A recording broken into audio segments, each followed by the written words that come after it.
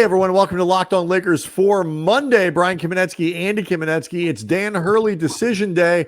No one will blame you for skipping work. That's next.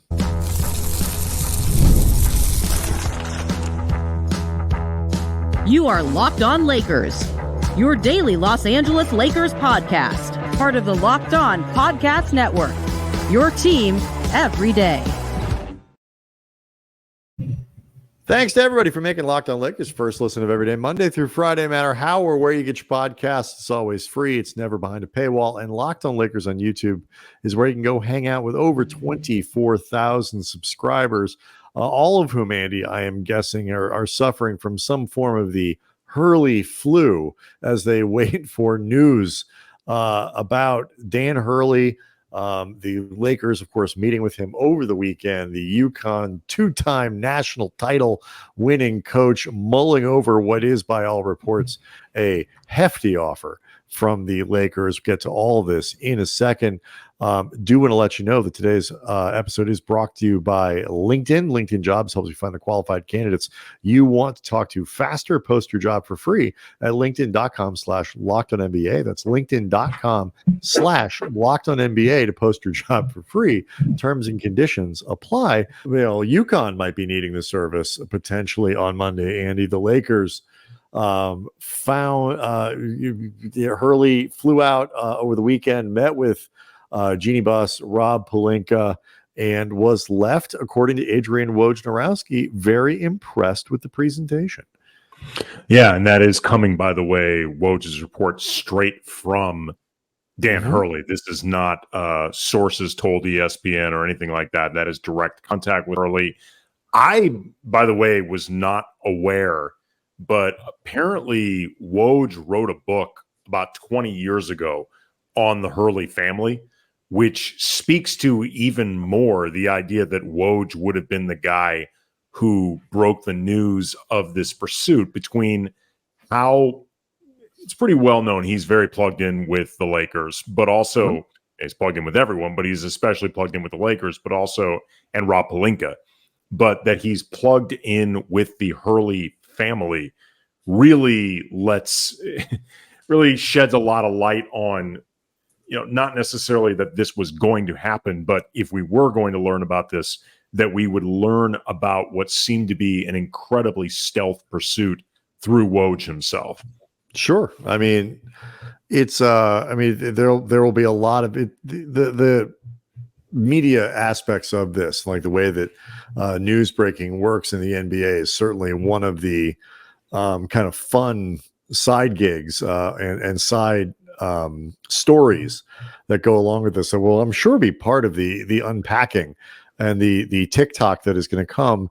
Likely it's start being written at some point on Monday, whether Hurley takes the job or not. But the blood feud between Shams and Woj, for example.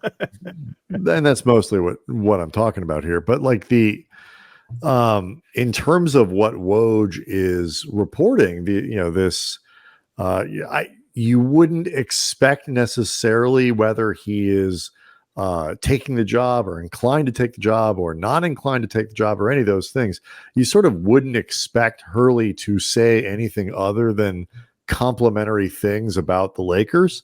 But, you can certainly take those things at face value.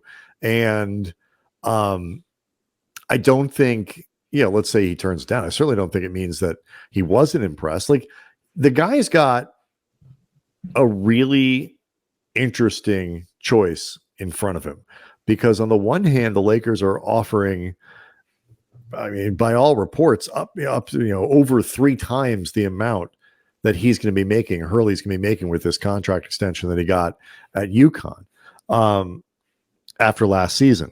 The flip side to that is that contract was $32 million, which is not an insignificant amount of money, Andy. And you best believe that if he declines the team's offer, it will mean more money coming from Connecticut. So, from a financial standpoint, I know we have this discussion all the time. You look at it and say, where is enough? Like, what is happiness worth? What is his family's happiness on the East Coast worth? If that's where they'd rather be, all these other things, like $100 million is a ton of money, but Is it a fully compelling offer, Andy? Do you think if you're going to end up with 45, let's say, if you say no to something? I mean,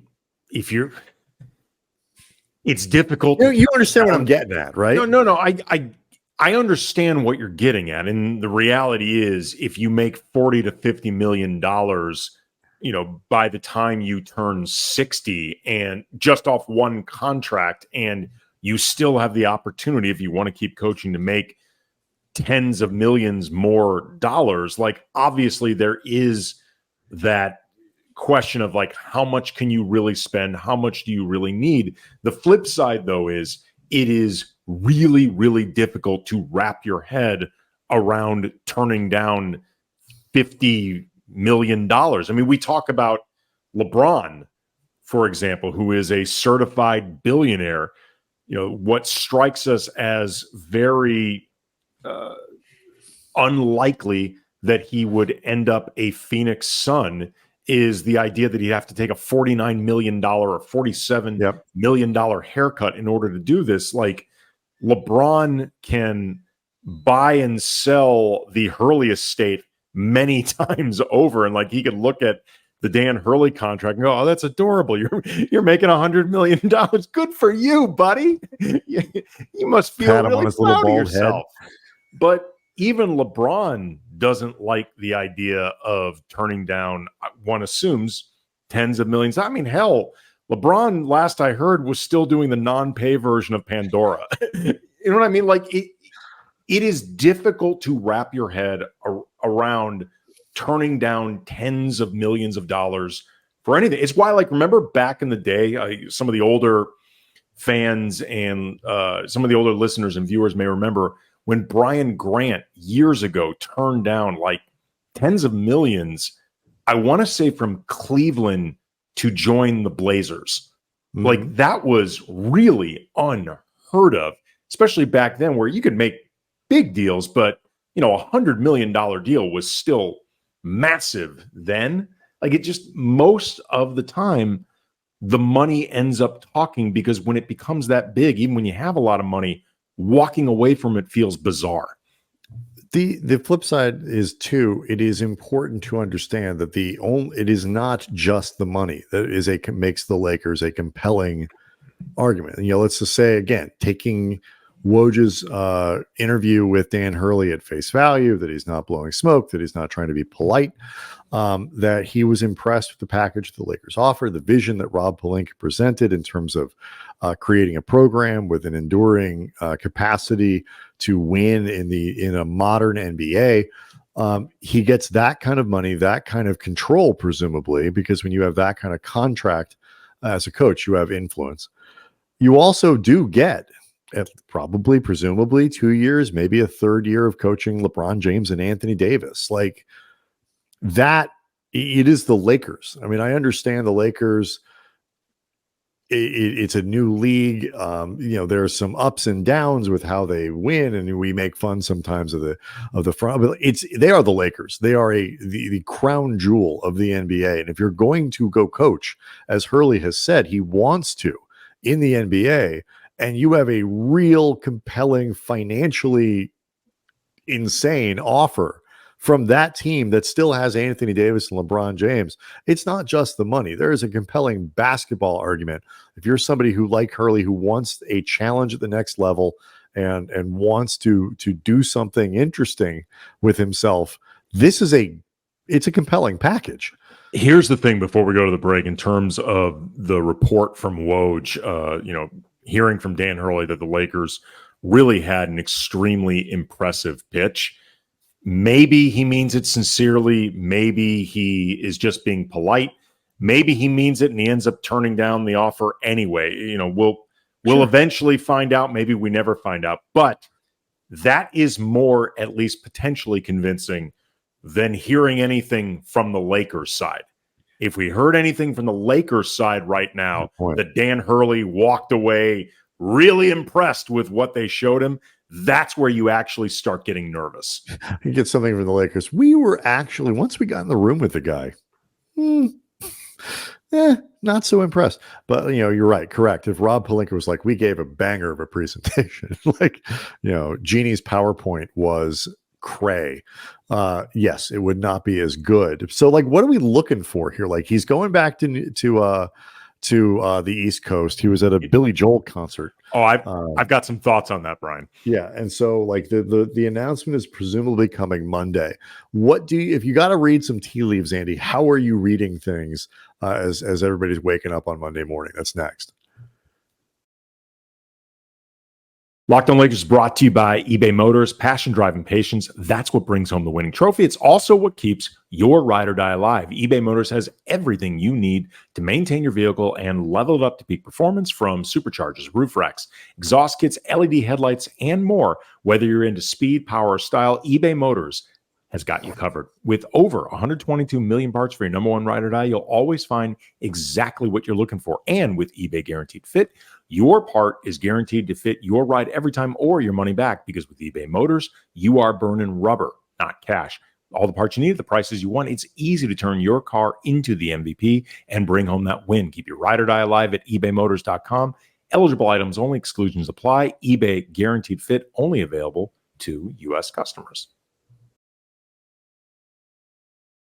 We'll get into the idea, Andy. What happens if Dan Hurley says no at this point? Not just from a Lakers fan standpoint, but the Lakers will need to come up with a plan B very quickly. But let's discuss how you feel about this going back in. He says, I think Lakers fans, when the news broke that, like, okay, Hurley's coming in town, he's got his wife, like, do not let him get on the plane without a contract signed. Like, if he leaves without an agreement, like, that's bad. Hurley says all the nice things. He says, I'm going to go. I got Billy Joel tickets, and I will make a decision, and I'll announce it on Monday. And I believe, actually, that Hurley is not the kind of guy who's going to end up like where Monday is going to become Tuesday or Wednesday or Thursday. Between the Lakers and his own guys at UConn, I do not think he wants to draw this out. Doesn't seem like that kind of guy. So how do you feel about this? It's funny. Someone hit us up on Twitter at Cam Brothers. We heard from Will's Daway. To me, Hurley waiting for tomorrow is good news, tomorrow being Monday. If he was staying, he would just tell everyone that. If he's leaving, though, one would think he'd want to tell his players in person. First, is that reading too much into it? And I responded, honestly, I can manufacture whatever explanation or rationale I want for either side. It's the same. Well, this is the reason why conspiracy theories never go out of vogue. They don't have to be accurate. They don't have to be realistic. They just have to be compelling, and they just have to be what you want to hear. So, like, I can come up with a rationale for, like Will brought up, he just wants to tell his players in person. Yep. I can come up with a rationale where he wants to get on that plane because he does not want to tell Rob Pelinka and Jeannie Buss in person. No, I can come up with a rationale that he's got Billy Joel tickets and he doesn't want to miss the Billy Joel concert, and that's why he went. And it could mean he's staying. It could mean he's going. Like, you can come up with you could come up with him going back to UConn because he's trying to give them the hard sell one more time, because he's really been using the Lakers for leverage, and what he really wants is UConn, but he knows he's got the Lakers in his back pocket, so he's going to try this one more time, the hard press in person. The other thing could be he's just talking to his players in person, or he's giving us 30 days notice. Like, there's all sorts of plausible reasons if you want to tell yourself what you want to hear, and if you are willing to interpret things however the hell you want. I mean, I've been looking around Twitter, like, for any kind of tea leaf reading I've seen. I believe his name is John Fanta who covers UConn basketball, and has been a very, very busy man over the last few days, saying that there are people in stores who think he is going to come back, that the compelling, the idea of being able to win a title with a three-peat is too compelling. The idea of, now, by the way, this is not what he is reporting that, that he believes. He's saying there are, that there are people, who think that he's going to come back, but those people are trying to think in this exactly the same way with exactly the same hopium that Lakers fans are. So like they're just doing it from the opposite side. But that I've seen people supposing that Hurley will feel too bound to the commitments that he's made to his players, that players have made choices based on what they thought Dan Hurley was going to do, and that's a reason he was going to come back. That is not how the world works. Look, man, it's never been how the world works. And in a world now actually where players can transfer without restriction, coaches finally actually, they can kind of make their moves as well without feeling quite as bad about it. Well, I mean, they never felt bad about it, but now they really have. Now they actually have a little bit of flexibility to not actually be bad people when they do it. Right. Look, I tweeted out at Cam Brothers, I want to know what songs Dan Hurley was rocking out to most at the Billy Joel concert. And I want to read into those for clues. Like, for example, if he really, really got into Moving Out, Pressure, Big Shot, The Entertainer, he's going to the Lakers. Uh-huh. If he's really into Say Goodbye to Hollywood, You're My Home, Just the Way You Are, he's staying at UConn. My Life is a toss-up. I don't know how to read that. Some other people responded, Raider Fanatic 66, Uptown Girl equals Jeannie Buss. He's really into Uptown Girl. That means he's going to the Lakers. There is no Uptown in all of Connecticut. Nope. Uptown Girl. There is not one single location in Connecticut that has an Uptown. So Uptown Girl, I agree. Lakers. Jeff Stevens on Twitter says, for the longest time equals Lakers fans. And then well, actually also too, I would say For the Longest Time, which is one of my least favorite Billy Joel songs. Okay. Is the Lakers, because it is indicative of how long the contract is. Well, also true. I hadn't looked at it that way. So I guess that could be a toss-up as well. And then Kenneth Lowe tweeted at us, I was at the concert, but didn't know Hurley was there. I can only say Billy Joel did not play Pressure, You're My Home, or Just the Way You Are. I am shocked he did not play Just the Way You Are. That in and of itself is actually kind of surprising. I'm sure he played A Matter of Trust, which is also not one of my favorite Billy Joel songs. But what about that one? There's some really tough ones. That feels like UConn. A Matter of Trust feels like UConn. I agree with you. Honesty. So that feels like a guilt trip from UConn and the Lakers. That feels like a song. Actually, you know who's singing? Who's rocking out to Honesty, and probably is Shams. It's like, will these people lying to me? Well, look. To be fair, I don't want to actually get too deep into the media stuff. A lot of people yelling at media members to take, quote unquote, take the L on this stuff.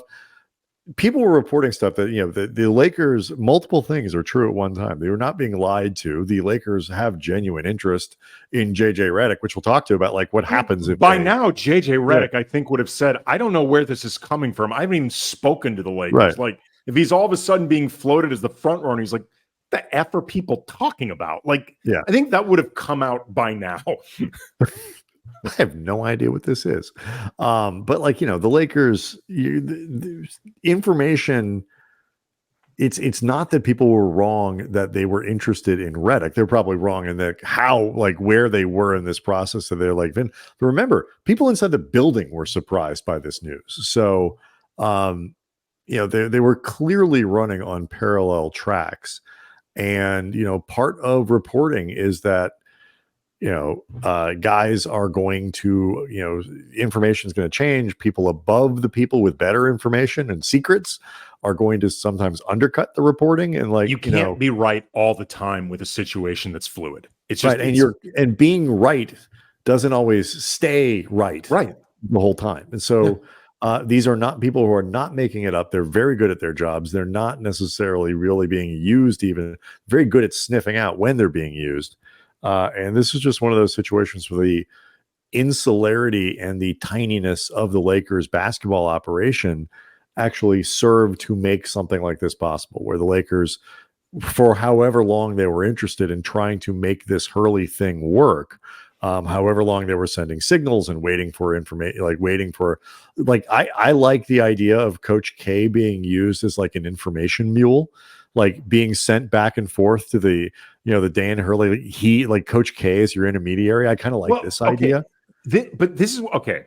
We can talk about this a little more when we get back, because the Coach K piece of this is actually something that I wanted to mention at some point, because the idea of the Lakers processing this and what appeared at times to us, at least on the outside looking in, which I want to make sure it's clear, we've been talking about process not just with this particular coaching search, but I don't know, the last 13 years.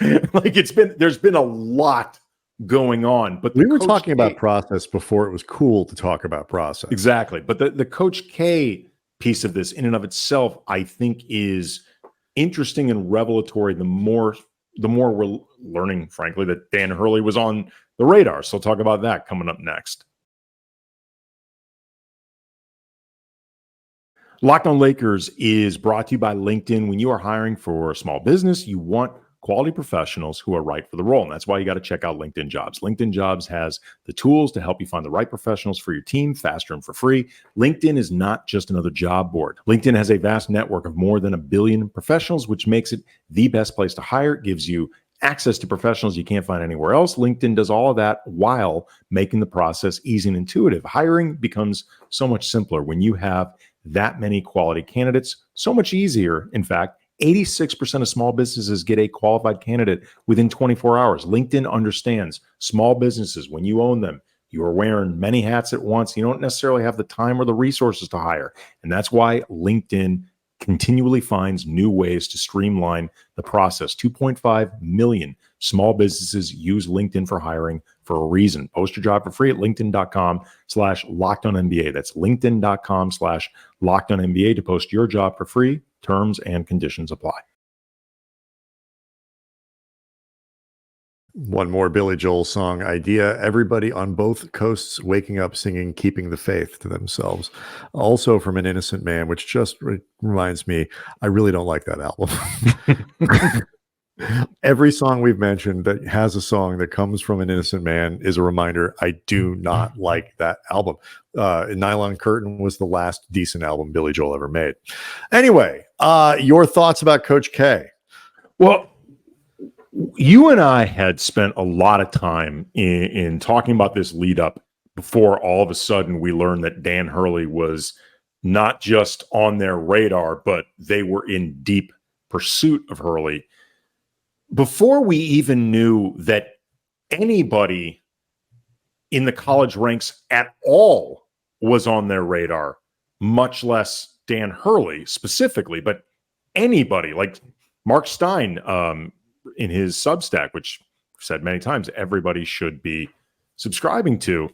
Quote, I know there is great interest in the backstory here, whether Hurley indeed was the Lakers' dream target all along, or if the Lakers increased the intensity of their Hurley courtship more recently because of 11th hour doubts about Redick or anyone else in the process. I have been warned early on by one well-placed insider, for what it's worth, to stay ready in case former Villanova coach Jay Wright emerged as a stealth option. Like, once you actually have any awareness, which nobody, and I mean nobody other than Woj apparently did, any awareness at all that a college coach, whoever, could be on the radar, then all of a sudden Coach K feels like more than just the guy steering you to JJ Redick, which is where you want to go anyway. Like, he's got really deep connections to the Hurleys, and obviously Bobby Hurley played for Coach K, and like, just it goes on and on and on and on and on. But like, that again, that to me is makes more sense. So, I think could even be again, I don't know if you really can use Mike Krzyzewski as your information mule, as your intermediary, but like, then it starts to at least make a little bit more sense. You probably get some insight there that you otherwise might not have. But the flip side is too, like, I think they're just I'll say that I will be very interested to find out when this is all said and done, when it starts to be people can talk a little bit more freely because a hire has or has not been made, whether it's At some point, a hire is going to be made, presumably.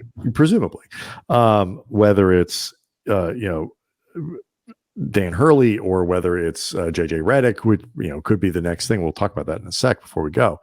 I really will be very interested to know what Coach K was doing, because you don't need Mike Krzyzewski to tell you about Jay Wright. You just don't. I mean, you really, in some way, you might need him to tell you. You probably get a little bit of insight into the Hurley family that you might not otherwise get from him, or whatever. And maybe you get some insight, but there are a lot of different people who can tell you about Jay Wright. Probably a lot of different people who can tell you about Dan Hurley. That's why I'll be really fascinated to know if there was something more than Mike Krzyzewski is Mike Krzyzewski, arguably the greatest college coach of all time. He knows a ton about basketball. My dad almost hired him in 2004, and ultimately he wouldn't leave Duke for more money, presumably in LA. He's just sort of a basketball oracle. I will be very curious to find out if it's more than that. Before we go, though, what happens if he says no?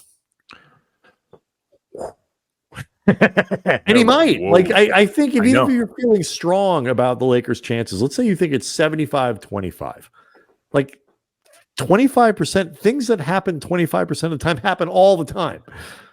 A 250 hitter gets a hit almost once a game.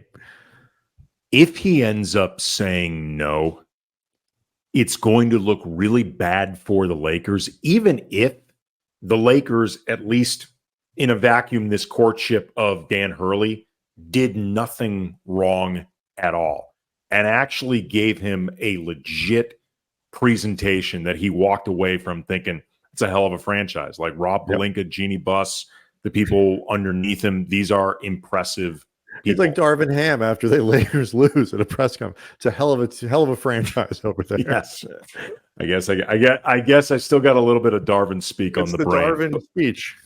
But even if they really did nothing wrong, which by the way includes too how quiet they managed to keep this, which one assumes if there is any truth at all to the idea that Hurley has been on their radar longer than people have been aware of, I imagine they kept this quiet in part because that is exactly what Dan Hurley wanted. And they managed to do that on behalf of the guy that they were pitching. So that becomes impressive too. If he ends up saying no, the Lakers are in a really bad position because now whoever they end up hiring, there is no way they can spin that this person was really their first choice. We went down this road with Frank Vogel, who was at best the third choice. I would argue the fourth choice. And he won a championship the first year. So it doesn't preclude success. But let me put it this way. Remember how we talked about the gap between Luke Walton being fired, Magic quitting, and Rob Pelinka eventually surfacing to speak at Frank Vogel's press conference, which turned Vogel's press conference into an absolute bleep show.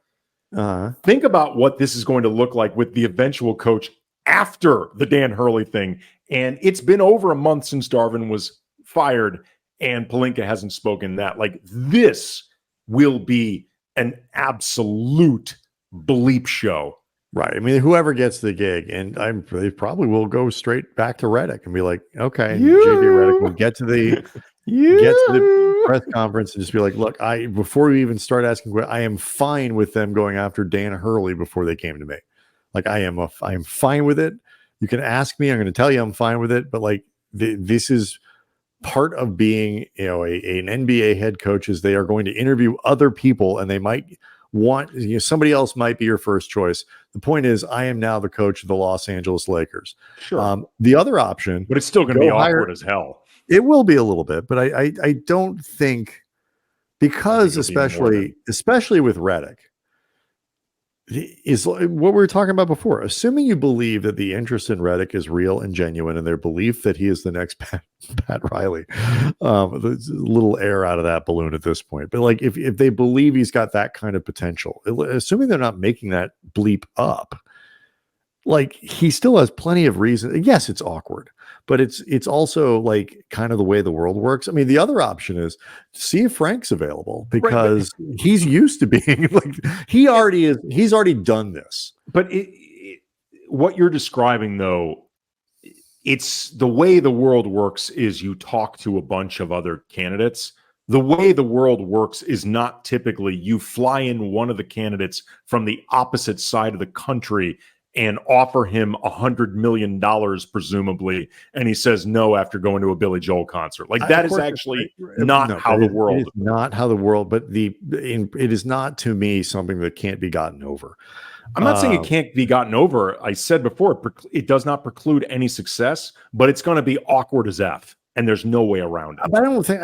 I think initially it'll be awkward. I don't think it needs to be awkward for very long. Is my point. Like, obviously it's awkward, but it's like, yeah, it's gonna be hard for anybody to deny the Lakers made a major full court press, put it on for Dan Hurley. Dan Hurley said no. They picked up Dan Hurley 94 feet. They did.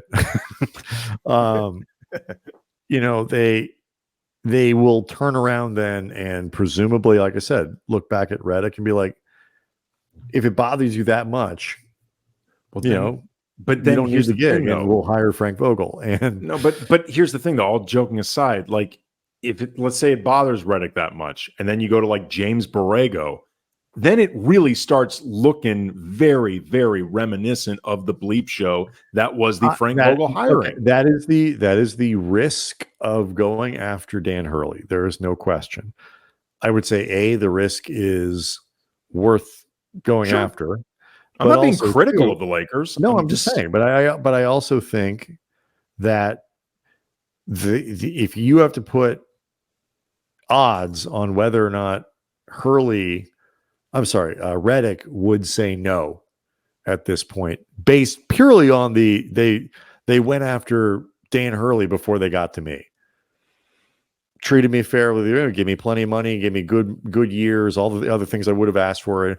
If you say like all of that stuff, like, but Hurley's that Redick's going to say no, I would say there's probably a 15% chance of that.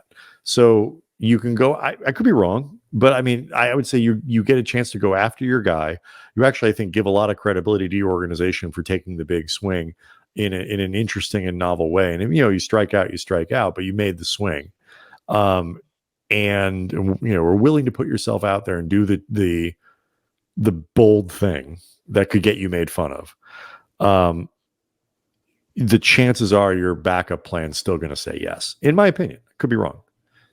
No, that's fine. How does James Borrego feel at that point? Right, because he's the third stringer. Well, look, like I said, I still think it's awkward either way, but I'd say that James Borrego's taking the job if he gets. I regardless whether it ends up Redick or Borrego or whoever is Borrego's backup, I think it's going to be awkward. I'm saying this without being critical of the Lakers. I understand that. I think it'll be awkward. But I don't think it'll be awkward for very long. Locked On Lakers on YouTube is where you can go hang out with over 24,000 subscribers. All of whom, are just TikTok, waiting for Dan Hurley to pass along the news. Obviously, when it happens, presumably at some point on Monday, we will update everyone one way or the other and give our reaction and maybe read some of yours as well. We'll see everyone tomorrow.